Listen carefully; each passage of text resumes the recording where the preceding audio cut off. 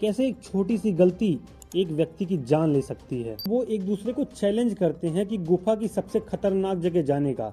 हालांकि जॉन को पता नहीं होता है कि जिस गुफा में वो जा रहा है वह बर्थ कनाल नहीं है। अब जॉन एक 10 बाय 18 के होल में उल्टा फंस गया। राम राम दोस्तों, आज हम एक ऐसे कहानी के बारे में बात करेंगे जो अपने रहस्यों और खतरों से भरा हुआ है। जी हाँ, हम बात कर रहे हैं नटी पटी केव की। इस कहानी की शुरुआत होती है 24 नवंबर 2009 से, जब 26 वर्षीय जॉन एडवर्ड अपनी वाइफ के साथ अपने परिवार से मिलने घर आता है। लंबे समय बाद परिवार से मिलने की खुशी में सभी घर वाले एक पार्टी का आयोजन करते हैं और कुछ यादगार पल बनाने की योजना करते हैं। इस दौरान एक खास योजना बनाया जाता है नटी पटी केव जाने का। यह केव यूएस के ऊटा शहर में स्थित है। यह वही जगह है जहां करीब 6 साल पहले एरल रॉनसन नाम के एक व्यक्ति की हाथ चट्टान से अटक जाती है और वहां उसे भूखे प्यासे 5 दिन तक अटके हुए रहना पड़ा था। और फिर आखिरकार उसे बाहर निकालने के लिए उसे अपने एक हाथ काटने पड़े। दोस्तों, यह ऊटा की वही जगह है जहां लोग दूर दूर से घूमने आया करते हैं और एक साल में करीब 20 से 25 हजार लोग इस जगह को एक्सप्लोर करने आया करते हैं। एनीवे, जॉन एडवर्ड की उम्र सिर्फ 26 साल थी और रिसेंटली इसकी शादी हुई थी इमली के साथ। इसके एक बच्चे थे और इसकी वाइफ दूसरे बच्चे से प्रेग्नेंट थी। और जॉन अभी यूनिवर्सिटी ऑफ वर्जीनिया का मेडिकल स्टूडेंट था जो पेडिक कार्डियोलॉजी की पढ़ाई कर रहा था। तो सभी घर वालों की प्लान यह होती है कि 24 नवंबर की रात 8 बजे नटी पटी केव को एक्सप्लोर करने जाएंगे और कुछ घंटे में वापस घर लौट आएंगे। लेकिन बाद में जो होने वाला था ये कोई सपने में भी नहीं सोचा था। हालांकि जॉन इस केव में पहली बार जाने वाला था, लेकिन इससे थोड़ा बहुत केविंग का एक्सपीरियंस था क्योंकि ये अपने छोटे भाई के साथ बचपन में केविंग किया करता था। जनरली नटी पटी केव्स बिगनर्स के लिए बहुत सुटेबल माना जाता है और एक्सट्रीमली इसी चीज़ के लिए पॉपुलर भी है। जिसे उतनी केविंग की एक्सपीरियंस नहीं होती है वो भी इस केव को बहुत ही आराम से एक्सप्लोर कर सकता है बिना डरे हुए।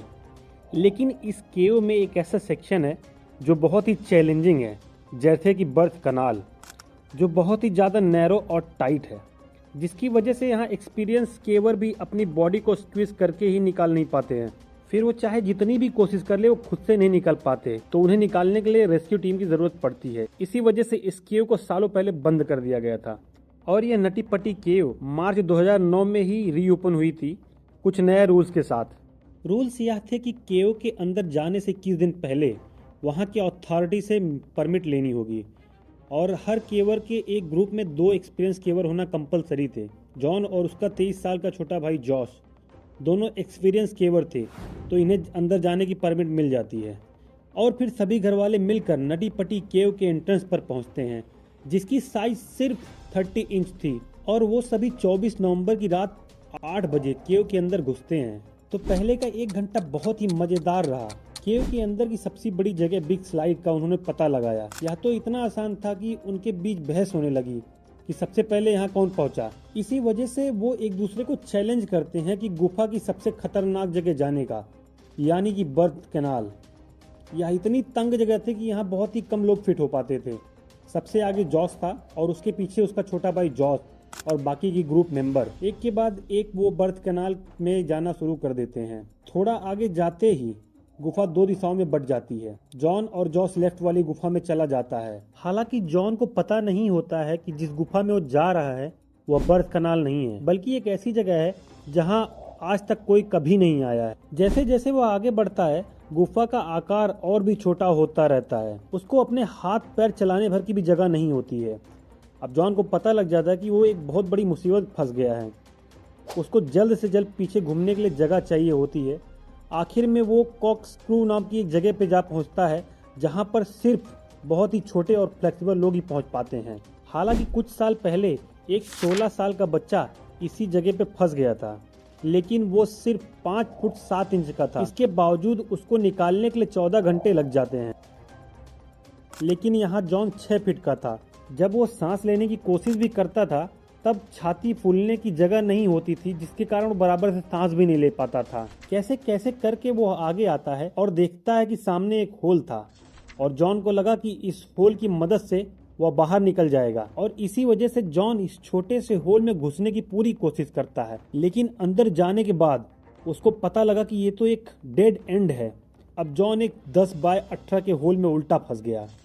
पहले ही होल छोटा होने के कारण वो अपना हाथ पैर नहीं चला पा रहा था और ऊपर से ग्रेविटी ने पूरी सिचुएशन को बद से बदतर बना दिया था। अब जॉन खुद के दम पर तो बाहर नहीं आ सकता था, इसलिए वो अपने भाई जॉस को जोर जोर से बुलाता है। जहाँ पे जॉस इस गुफा में सर के बगल आया था, वहीं जॉस इस गुफा में उल्टा आता है ताकि उसको उल्टा घूमने की ज़रूरत ना पड़े। और जब जॉस जॉन के पास पहुँचता है तो देखता है कि उसका तो सिर्फ खाली पैर ही दिख रहा था। ऐसा लग रहा था ना कि जॉन को उस होल ने पूरा निगल लिया है। जॉस अपने पैर को जॉन के पैर के बीच में डाल के ऊपर खींचने की कोशिश करता है, लेकिन जॉन उस सुरंग से बाहर आने के बजाय और अंदर चला जाता है। करीब 1 घंटे की मशक्कत के बावजूद जॉस को सफलता नहीं मिलती है। तब जाके जॉस प्रोफेशनल रेस्क्यूअर की मदद मांगने के लिए बाहर चला जाता है और 3 घंटे बाद रात के 12:30 बजे पहली रेस्क्यूअर सूजी मटोला वहाँ पहुँचती है। सूजी सिर्फ 5 फुट 6 इंच की थी, इसी वजह से वो बहुत ही आसानी से जॉन के पास पहुंच जाती है। लेकिन सूजी ने जो सोचा था, जॉन की सिचुएशन उससे कहीं ज़्यादा खराब थी।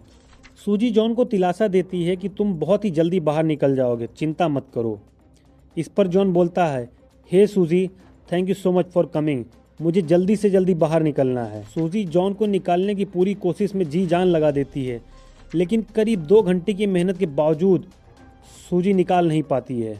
थकावट के कारण सूजी को गुफा से बाहर जाना पड़ता है। गुफा के बाहर जॉन की पत्नी और उसकी बेटी और उसके साथ 30 रेस्क्यूअर पहुंच चुके थे, जो जॉन को बाहर निकालने के लिए अलग अलग आइडियाज लगा रहे थे। आखिर में जॉन के पैर पर रस्सी बांधकर उसे खींचने पर सब राजी करते हैं। इसी वजह से एक रेस्क्यूअर जॉन के पैरों में रस्सी बांधकर बाकी रेस्क्यूअर बिग स्लाइड से रस्सी को खींचने की कोशिश करते हैं। लेकिन यहाँ पे एक बहुत बड़ी प्रॉब्लम थी। रस्सी जमीन में घिसने के कारण इतना असरदार साबित नहीं हो रहा था। अब इस प्रॉब्लम को सुलझाने का एक ही रास्ता था, और वो रास्ता था कि इस गुफे में ड्रिल करके पुली सिस्टम बनाने का। लेकिन यहाँ पे भी एक दिक्कत थी। ड्रिलिंग करने के लिए ड्रिलिंग मशीन जो है इस गुफा में लाने के लिए ही 1 घंटा लगता था। इसके बाद ड्रिल करके पुलिंग सिस्टम बनाने में कई घंटे लग सकते थे, और जॉन के पास उतना समय था नहीं, क्योंकि जो रेस्क्यूअर्स जॉन को बचाने आए थे उनमें से एक डॉक्टर था, और उस डॉक्टर का कहना था कि जॉन सर के बगल होने के कारण उसके शरीर का सारा खून उल्टा घूम के उसके सर और लंग्स में जा रहा था, और इंसान की बॉडी इस परिस्थिति के लिए बनी नहीं होती है। उसका कहना था कि अगर जॉन को जल्द से जल्द बाहर नहीं निकाला गया तो जॉन को कार्डियक अरेस्ट होने की वजह से उसकी जान जा सकती है। इसी वजह से सारे रेस्क्यूअर्स बिना समय बिताए जॉन को निकालने की पूरी कोशिश करने लगते हैं। कुछ घंटों की मशक्कत के बाद रेस्क्यूअर्स जॉन को उतना ऊपर ला पाते हैं जहां से उसके चेहरे को देख सके, और रेस्क्यूअर्स का कहना था कि जॉन की आंखें पूरी लाल हो चुकी थी और उसका पूरा मुंह एकदम काला पड़ रहा था, लेकिन वो अभी भी ठीक था। रेस्क्यूअर्स जॉन को और ऊपर लाने की कोशिश करते हैं, लेकिन जॉन का पैर गुफा के छत से टकरा रहा था, जिसके कारण वो बाहर नहीं आ पा रहा था।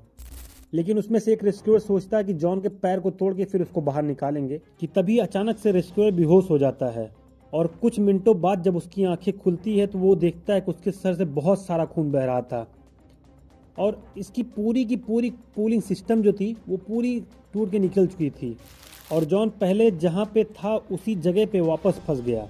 लेकिन इस बार उसकी बॉडी ने काम करना बंद कर दिया।